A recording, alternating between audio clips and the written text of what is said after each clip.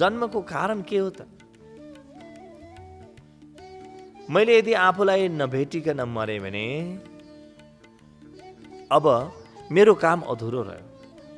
म जेका लागि जन्मिएको त्यो चाहिँ गरिन।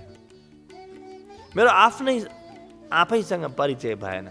म सारा संसारलाई चिनेर के भयो? मैले ग्रह नक्षत्रको खोजी गरेर के भयो? आफ्नै खोजी मैले गरिन। मैले वेद पुराण शास्त्रहरू, इतिहास, भूगोल, भौतिकी पढेर के भयो? मैले आफैलाई पढिन। त आफैलाई मैले पढेँ, आफैलाई हेरेँ, आफैलाई खोजेँ, आफैलाई जाने भने मृत्युको बेलामा म हराउँदिनँ। त मृत्युमा पनि म हराउँदिनँ भने अब मैले सिक्नुपर्ने केही बाँकी छैन। नयाँ जन्म मलाई चाहिँदैन। यो मुक्ति हो। मैले सिक्न केही बाँकी छ, आफूलाई खोज्न बाँकी छ, आफ्नो पत्तो पाउन बाँकी छ। संसारको सारा पत्तो त हिजोआज जिपिएसले दिन्छ, यी विभिन्न नक्साहरूले दिन्छ। म फलाना ठाउँमा कसरी जाने त्यो भन्छु, त्यो म तुरुन्त पत्ता लगाउन सक्छु, त्यहाँ पुग्न पनि सक्छु।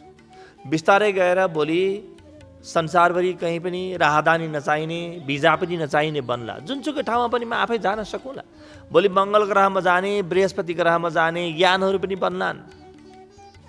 म सजिलोसँग ती ठाउँको पनि यात्रा गरौँला। ठेगानाको पनि मलाई सजिलो होला, यात्रा पनि मलाई सजिलो होला। तर 23 दिन पनि आफूभित्र जान चाहिँ गाह्रो नै हुनेछ। किनभने आफूभित्र जानको लागि मैले ठेगाना आफै खोज्नुपर्छ।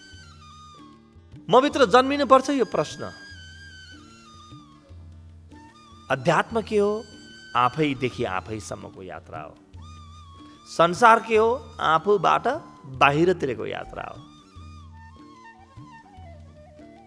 त्यो कतै आफैबाट आफैतिर फर्किँदै फर्किँदै गएपछि एउटा यस्तो बिन्दुमा म पुग्छु जहाँ मलाई जान्नुपर्ने केही रहँदैन, जुनलाई महर्षि पतञ्जलिले भन्नुहुन्छ नि, ज्ञेय शून्य अवस्था। मलाई जान्नुपर्ने केही छैन। हे शून्य अवस्था, कुनै दुःख मेरो हृदयमा बचेको छैन जुन दुःखको मैले नाश गर्नु परेको होस्। यदि म आफूलाई नचिनिकन मरे, मैले देह त्याग गर्नु पर्यो भने जीवनका दुःखमै मैले देह त्याग गर्नुपर्छ। त्यो दुःखको कारण पत्ता लगाउने र दुःख विसर्जन गर्ने विधि खोज्नमा फेरि जन्मिनुपर्छ। त हे शून्य अवस्था, जहाँ कुनै पनि दुःख छैन, त दुःखको क्षय गर्न जरुरी पनि छैन, त्यस्तो अवस्थामा म पुग्छु। तेस्रो के हो? म प्राप्ति शून्यताको अवस्थामा पुग्छु। मलाई केही पाउनु पर्ने बाँकी रहँदैन। संसारमा म जति पाएँ भने पनि, अरबौँ मैले पाएँ भने पनि मैले केही पाउन बाँकी रहेछ। किनभने अरू अरब त उतातिर छ। तर मैले भित्र कहीँ गएर आफ्नो आत्मा पाएँ भने अरू पाउनुपर्ने शेष केही पनि रहँदैन। म पूर्णताले भरिन्छु। यसैलाई प्राप्ति शून्य अवस्था भनिन्छ। संसारको सारा कुरा मैले देखेँ र देख्दा देख्दै मेरो जीवनमा एउटा गहिरो अनुभूति जन्मियो।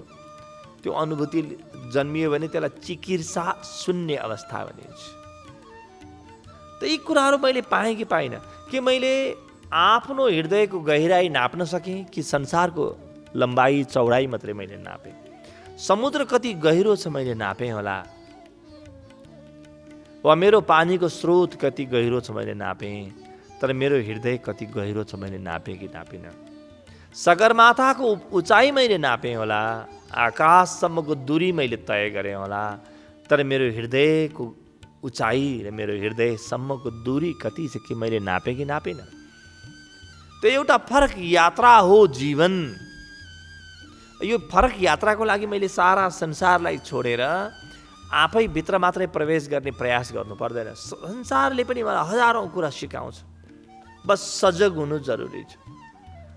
मैले आफूलाई नाप्नु छ है भन्ने कुरा नबिर्सिकन, म को यो मैले पत्ता लगाउनु नै छ है भन्ने कुरा नबिर्सिकन, जीवनको एउटा गहिराई मैले खोज्न बाँकी छ है भन्ने नबिर्सिकन म यात्रा गरिरहेँ भने म यहाँ पुग्न सक्छु। त जन्म र मृत्युदेखि को मुक्त छ? जन्म र मृत्युदेखि त्यो व्यक्ति मुक्त छ जो अब जन्म त भइसक्यो, मृत्यु आउन बाँकी छ, त त्योभन्दा पहिले नै आफूलाई पुरै चिनिसक्यो। भनेपछि बाँकी केही पनि रहेन। तालिम केन्द्रमा आउनुपर्ने केही जरुरी रहेन। यो पृथ्वी एउटा तालिम केन्द्र हो, यो एउटा विद्यालय हो जहाँ हामी केही सिक्न आउँछौँ। के सिक्न आउँछौँ? म को हुँ यो चिन्न आउँछ। के हो त मेरो, को हुँ त म, मेरो परिचय के हो? आमा बुवाले दिनुभन्दा पहिले मेरो नाम के थियो? जन्मिनुभन्दा पहिले मेरो अनुहार के थियो? कस्तो थियो मेरो अनुहार? को थिएँ म? कहाँ हो जाने?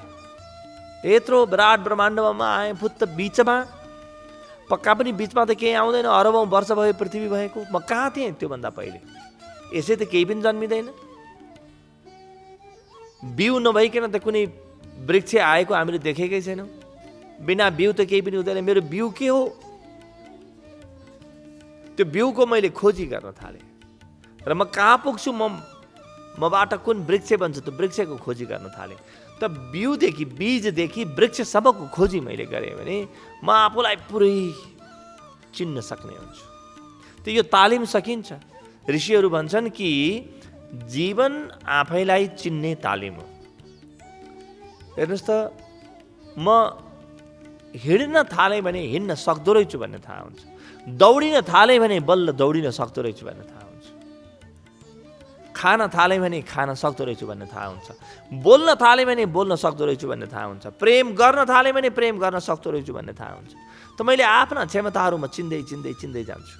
तर म कति गहिरो छु भन्ने पत्ता लगाउन के गर्ने? यो क्षमता कसरी चिन्ने? मेरो बिउ के हो त? कहाँबाट आएको छ मेरो बिउ? मातापिताबाट त म जन्मेको होइन, माता पिता मार्फतमा देखा परेको, सम्भवतः म प्रकट भएको। त्यो प्रकट हुनुभन्दा पहिले अप्रकट अवस्थामा म कहाँ थिएँ? म थिएँ वा थिइनँ यस्तो विषयमा सिद्धान्त बनाएर काम छैन। आस्तिकता नास्तिकता दुइटै मनका रोग हुन्। मैले खोजी गरौँ न वैज्ञानिक हिसाबले, विज्ञानले पनि त खोजी गर्छ। त आफूभित्र खोजी गरौँ, म बाहिर खोजी गरेर त भेट्दिनँ म कहाँ थिएँ भनेर। त यो खोज्दै खोज्दै गएँ भने जब म केही पाउनुपर्ने बाँकी रहन्न, त्यस्तो अवस्थामा पुग्छु, केही जान्नुपर्ने बाँकी रहन्न। त्यस्तो अवस्थामा पुगेपछि यदि मैले देह त्याग गर्छु भने फेरि जन्मिनुपर्ने कारण हरायो।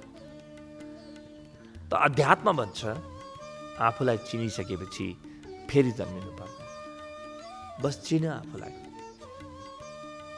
बाहिरबाट कुनै गुरुबाट होला अथवा अरू कुनै व्यक्तिबाट होला, कुनै मार्ग निर्देशक, कुनै पथ प्रदर्शकबाट सहयोग ल्याऊ, सहायता ल्याऊ, तर हिँड्न चाहिँ आफूले पर्छ है। प्रकाश अरू कसैले अलिअलि छरिदिन सक्छ, तर हिँड्न चाहिँ आफै पर्छ। यो बाटो बरु अन्धकारपूर्ण छ, किनभने आँखा बन्द गरेपछि भित्र सबै अँध्यारो देखिन्छ। बाहिर त बत्ती बाल्न मिल्छ, भित्र कसरी बत्ती बाल्ने? ध्यानको बत्ती छ भित्र, ध्यानको प्रकाश छ, ध्यानको उज्यालो छ। त्यो ध्यानको उज्यालो खोज्ने हो पहिले। त्यही भएर आफूलाई खोज्ने व्यक्तिले ध्यान अनिवार्य रूपमा प्रारम्भ गरिहाल्छ। ध्यानको प्रकाशले आफूलाई चिन्न मद्दत गर्छ। अनि बल्ल म भित्र हिँड्न सक्छु।